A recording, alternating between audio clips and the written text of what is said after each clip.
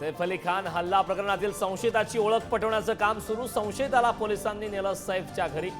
सुतार म्हणून सैफच्या घरात काम करत होता संशयित।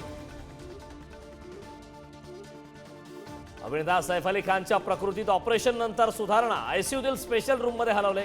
खोल जखमेंमुळे विश्रांतीचा सल्ला। सैफवरील हल्लेखोरानं शाहरुखच्या घराचीही केली होती रेकी। शाहरुखच्या घरात घुसण्याचा एकाचा प्रयत्न, मात्र भिंतीवर जाळी असल्यानं प्रयत्न फसला।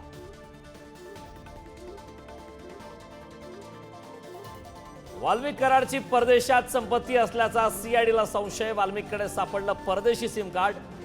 अधिक तपास सुरू।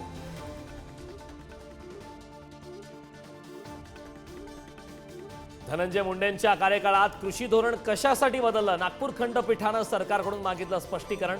मुंडेंनी घेतला होता डीबीटी योजना बंद करण्याचा निर्णय। बीड जिल्ह्यात पुन्हा एकदा हत्या। गोळीबार आणि खंडणीच्या घटनेनं बीड हादरलं। आष्टीतील वाहिरा गावात 2 सख्या भावांची निर्गुण हत्या।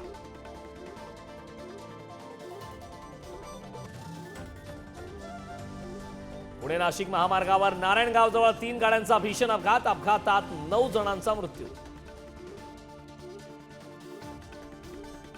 पंतप्रधानानंतर राष्ट्रीय स्वयंसेवक संघ घेणार भाजप मंत्र्यांची शाळा। संघ मुख्यालयात 2 दिवसांची बैठक।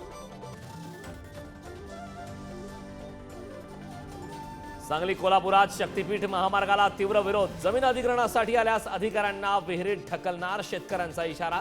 तर भंडाऱ्यात समृद्धी महामार्गालाही विरोध। Thank you.